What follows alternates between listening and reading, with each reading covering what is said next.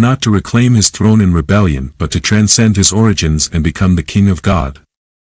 Such whispers began on the edges of the ethereal plains, where the screams of the damned mingled with the echoes of forgotten prayers. Lucifer, the morning star, had grown weary of the underworld's infernal monotony. For eons, he had ruled the damned, his throne carved from the bones of traitors and his crown forged from the tears of the condemned. But his ambition burned brighter than the fires of hell. Lucifer did not seek redemption. He sought domination. The journey began on a night where even the stars seemed to avert their gaze. Lucifer climbed from his obsidian palace, shedding his crimson wings like a serpent's skin. He carved a path through realms forbidden to all but the most ancient of beings. The gate of forgotten divinity loomed before him, a monolith of despair inscribed with words no mortal could comprehend. Beyond it lay the divine nexus, the core of all creation, where the essence of God pulsated like a heart. Lucifer's entry into the nexus was marked by the sky bleeding red and the earth quaking with dread. Within the chamber, a figure awaited, a shadow of omnipotence, God himself, whose form shifted between light and darkness, between creation and destruction. But this was not a confrontation of brute force. Lucifer knew he could not destroy the Creator, nor did he intend to.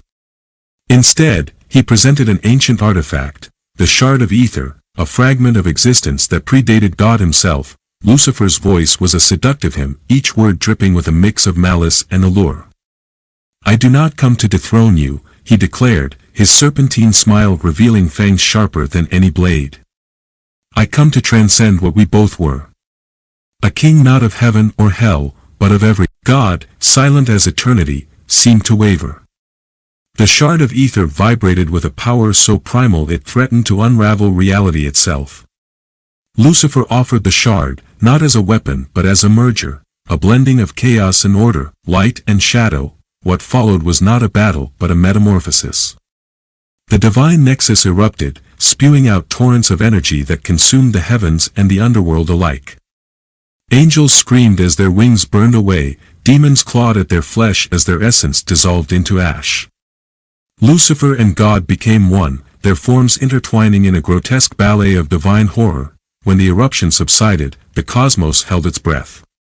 Standing at the center of all creation was no longer God nor Lucifer but a singular entity. Crowned in flames and cloaked in light darker than the void. The new King of God spoke, and his voice shattered the barriers of life and death. "Bow," he commanded, and the universe obeyed. Under this new reign, existence became a tapestry of terror. Time unraveled, exposing mortals to their past sins and future nightmares. The dead walked among the living, their hollow eyes reflecting the king's eternal gaze. Prayers became futile whispers, for the King of God was deaf to pleas for mercy. In this reign, there were no distinctions between heaven and hell, good and evil.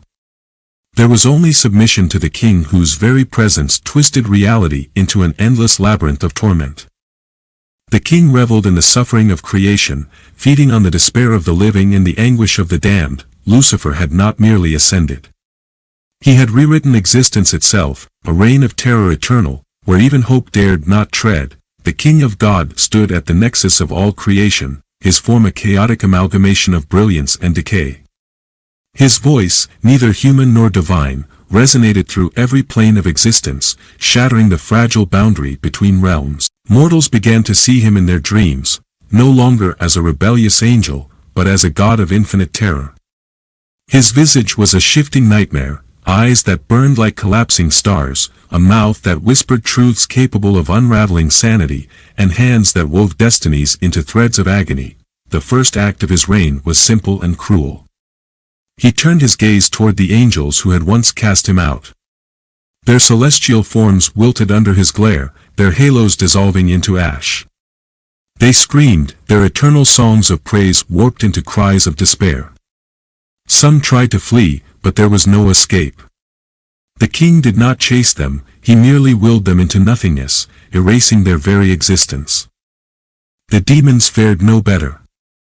Lucifer's former subjects crawled from their infernal pits, clawing at the seams of reality, begging for forgiveness from the master they had once served.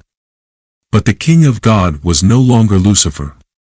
He regarded them with a disdain so profound it unmade them. Their screams echoed through the underworld, each one a symphony of torment that reverberated in the hearts of the living. In the mortal world, the skies wept blood. The sun dimmed, casting the earth into perpetual twilight.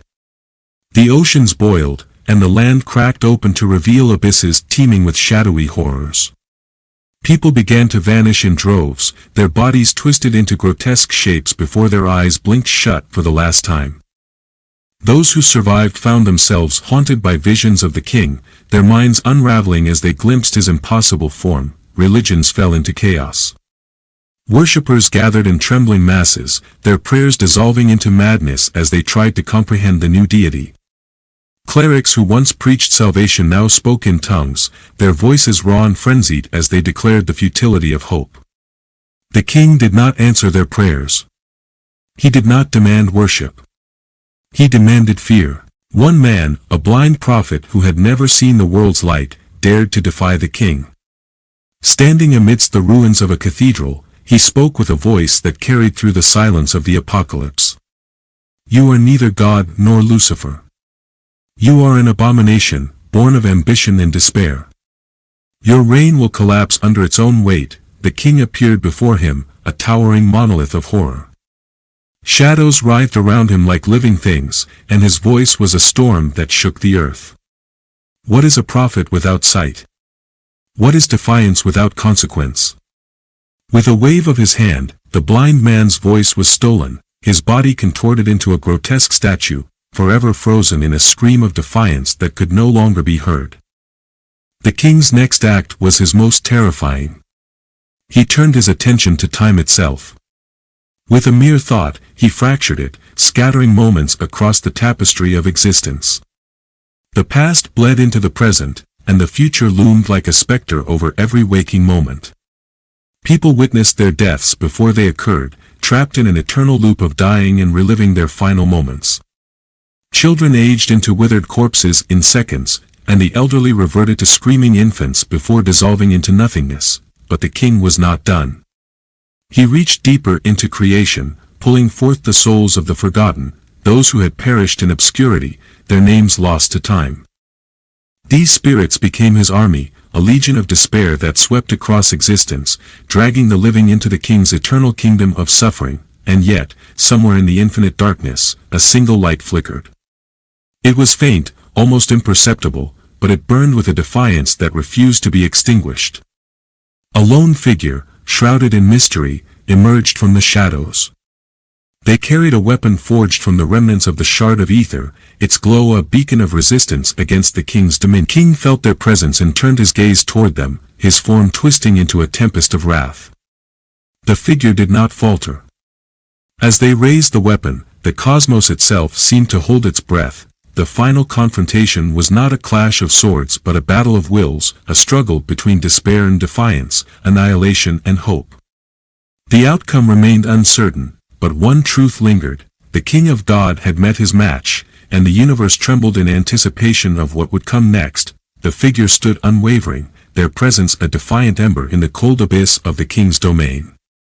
Around them, the remnants of reality twisted and screamed, the fabric of existence pulling apart at its seams.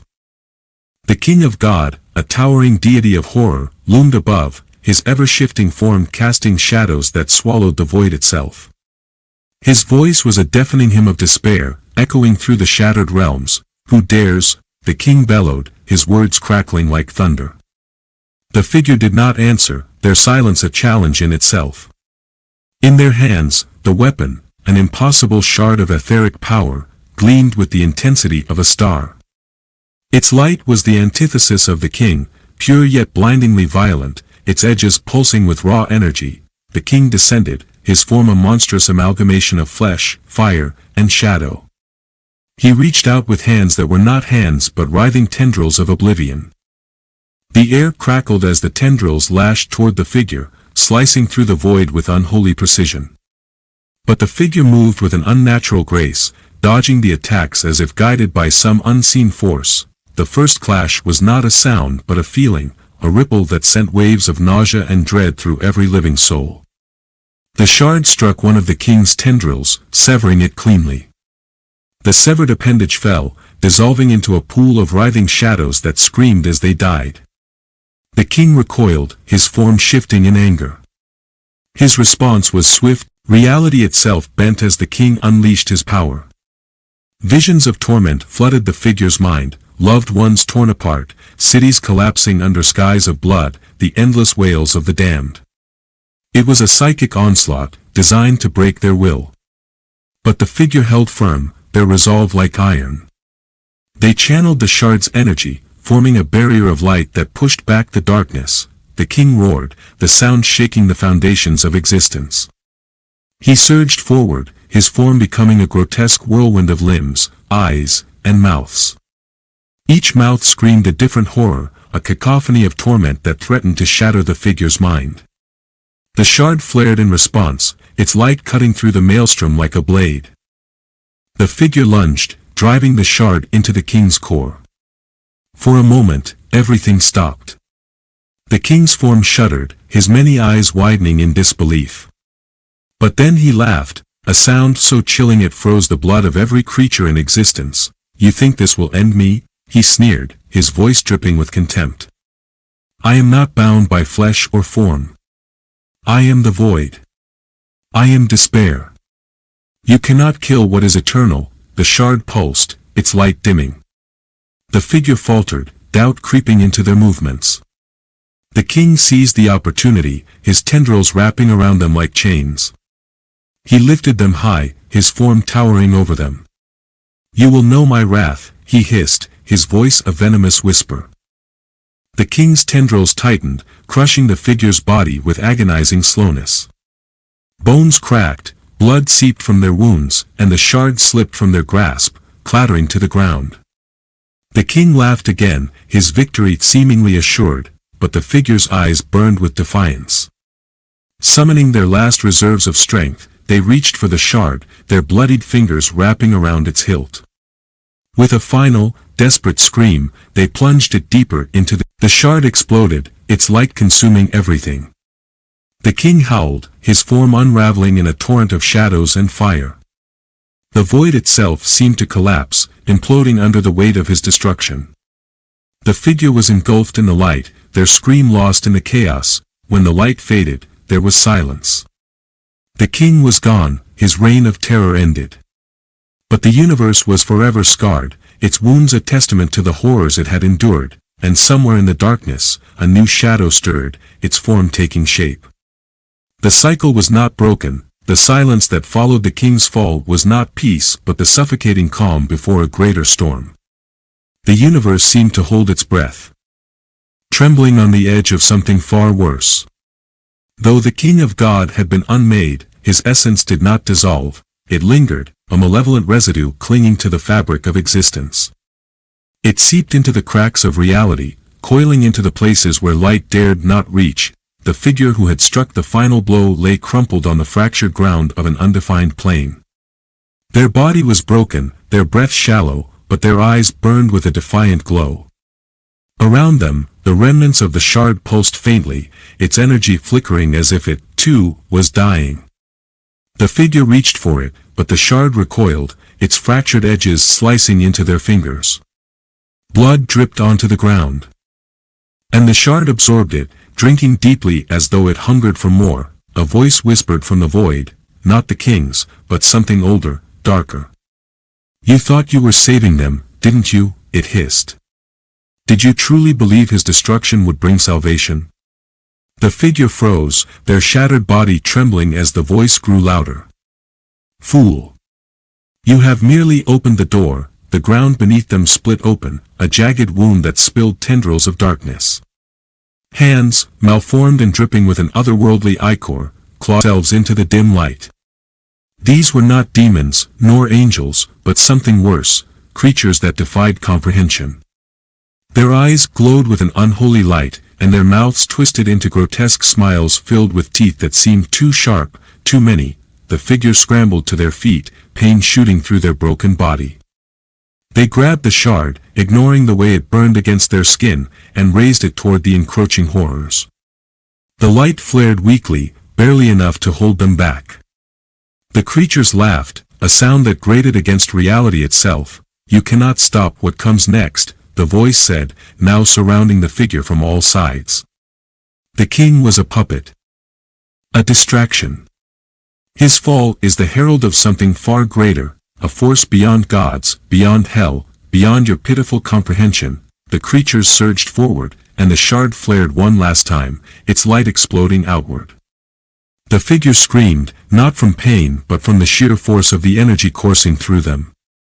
When the light faded, the creatures were gone, but so was the shard. It had disintegrated into ash, leaving the figure alone in the empty expanse, but the emptiness was deceptive. The air grew heavy, oppressive, as a new presence made itself known. It was vast, infinite, and utterly void of mercy. The figure felt it before they saw it, a pressure that crushed their mind, forcing them to their knees. And then it appeared. It was not a form but an absence, a tear in existence itself. Around it, the edges of reality curled and blackened, as though scorched by its mere presence. It had no eyes, yet the figure felt its gaze piercing their very soul. Its voice was not a sound but a feeling, a weight that settled in their chest. "I am what was before all things," it said. "I am the void, the true king. Lucifer was but my shadow, a fragment of my will. And now, you—" The figure tried to speak, to beg, but the words died in their throat. The void reached out, not with a hand, but with a force that enveloped the figure, lifting them into the air. They screamed as their body twisted, their flesh warping into shapes that defied anatomy. "You will serve me," the void said, "as my herald, my voice. You will carry my darkness to every corner of creation, and all will kneel before me." The figure's screams grew louder, their humanity unraveling as the void remade them. Their skin darkened, their eyes hollowed into pits of infinite night, and their mouths stretched into an eternal scream. They became a creature of pure horror, a harbinger of the void's dominion. The universe shuddered as the figure, now unrecognizable, descended upon the mortal plane. Their presence brought madness and decay, their every step unmaking the world. The void followed, consuming all in its path, its hunger unending, and so, the reign of the King of God ended, only for a greater terror to rise in his place. There was no salvation, no hope, only the infinite horror of the void. The world was no longer as it had been. Reality itself buckled under the weight of the void's arrival, and those who survived the cataclysm of the king's fall were thrust into a nightmare beyond comprehension. Time fractured, bleeding into itself, and the skies turned an unearthly hue. A chaotic swirl of red and black that pulsated like a living wound. The earth writhed as if alive, splitting open to release rivers of molten shadow that swallowed everything in their path. Among the ruins of the mortal plane, a small group of survivors huddled together, their faces etched with terror and despair. They had seen the figure, once a savior, now a monstrous herald of the void, tear through their reality like tissue paper. Entire cities had vanished in moments, consumed by the unrelenting tide of darkness that followed in the figure's wake. There was no escape, no sanctuary. The air was thick with the smell of decay, and every shadow seemed alive, whispering secrets in a language that made their ears bleed. Among the group, a woman named Alina clutched a tattered journal she had found in the wreckage of a church. Its pages were filled with cryptic warnings about the void, written in trembling handwriting. She read aloud, her voice trembling, "When the King of God falls, the void will rise, and with it, the end of all things. There will be no savior, no light, only unending horror." A man in the group scoffed, his voice trembling with forced bravado. "It's just a book," he said. "Superstitious nonsense. There has to be a way out of this." But even as he spoke, his eyes darted nervously to the shifting shadows. Alina ignored him, her fingers tracing the final passage. The void can only be challenged by its own reflection. A shard of its essence lies hidden, but to wield it is to risk eternal damnation. Before she could decipher its meaning, a deafening silence fell over the group. It was as if the world itself had stopped breathing. Then came the sound, a low, guttural growl that reverberated through their bones. The shadows around them coalesced, forming into grotesque shapes with too many limbs, too many eyes, and mouths that gaped open in soundless screams. The group scattered, their panic feeding the creature's frenzy. One by one, the horrors descended, their movements unnaturally fast and deliberate. A man was dragged screaming into the darkness, his cries abruptly cut off. Another was ripped apart, his blood staining the fractured ground. Alina ran, her heart pounding in her chest. She clutched the journal to her chest as if it could somehow protect her. The creatures pursued, their distorted forms moving in jerky, unnatural motions. She stumbled, falling hard onto the ground, and looked up to see one of the creatures looming over her. Its mouth opened wide, revealing rows of jagged teeth dripping with blood. Before it could strike, a blinding light erupted from the journal. The creature recoiled, its form disintegrating into ash. Alina stared at the book in shock, its pages glowing with an otherworldly light. The final passage seemed to burn itself into her mind. To challenge the void, one must become the void. The light dimmed, and Alina knew what she had to do. She couldn't outrun the darkness, but perhaps she could fight it. She turned and ran toward the epicenter of the chaos, where the figure, now the void's herald, towered over the ruins of the world. The air grew colder as she approached, and the whispers in the shadows grew louder, more insistent. She clutched the journal tighter. Its light the only thing keeping her from succumbing to the madness. The figure turned as she neared, its hollow eyes locking onto her. "You dare approach," it hissed, its voice a cacophony of despair. "You cannot defeat what you do not understand." Alina ignored the fear clawing at her insides and held up the journal. "You were human once," she said, her voice shaking but defiant. "There's still a part of you that remembers what it means to fight for something greater." The figure laughed, a sound that shattered the ground beneath her feet. "Humanity is a weakness," it said. "I am beyond such frailties. I am the end." But as it spoke, the journal's light flared again, and for a brief moment, the figure hesitated. Alina seized the moment, opening the journal to the final page. Its light engulfed her, and she felt herself being pulled into the void. The pain was unbearable, her body and mind tearing apart and reassembling in ways that defied logic. When the light faded, she stood before the void, her form no longer human but something other, something powerful. The void recoiled, its formless mass shifting in agitation. "You cannot use my essence against me," it hissed, but Alina didn't hesitate. She lunged forward, her newfound power clashing with the void's overwhelming. The battle was not one of strength but of will, a struggle to dominate the very fabric of existence. The void screamed, its form unraveling under her relentless assault. In the end, it was not destroyed but contained, its essence trapped within Alina's transformed body. She became its prison, a living vessel of unimaginable horror. The world began to heal, but the cost was unimaginable. Alina, now a shadow of her former self, wandered the ruins, her every step echoing with the whispers of the void. The remnants of the world were cloaked in an eerie silence, the kind that burrowed into the soul and whispered of things better left unspoken. The survivors avoided the shadowed corners where Alina roamed, her presence an eternal reminder of what they had lost, and what had been unleashed. Her every step left blackened footprints, her hollow eyes reflecting the endless abyss she carried within. She was the prison, the warden, and the executioner of the void's will, a fragile barrier between existence and annihilation. The darkness within her began to grow restless. At first, it was a whisper, a faint scratching at the edges of her mind. But as days turned to weeks, the whispers became a cacophony of voices, each screaming for release. Alina clutched at her head, her fingers digging into her temples as she stumbled through the ruins of a once thriving city. The whispers were unbearable, like nails raking across her sanity. She tried to drown them out, but the void was patient. It fed on her fear, her isolation, her dwindling hope. She found herself drawn to the heart of the devastation, to the very place where the void had first torn through reality. The ground there was scorched, the air thick with the metallic tang of blood. This was where it had all begun, and where it would all end. She dropped to her knees, the journal still clutched in her trembling hands. Its pages had dimmed. The light within it nearly extinguished.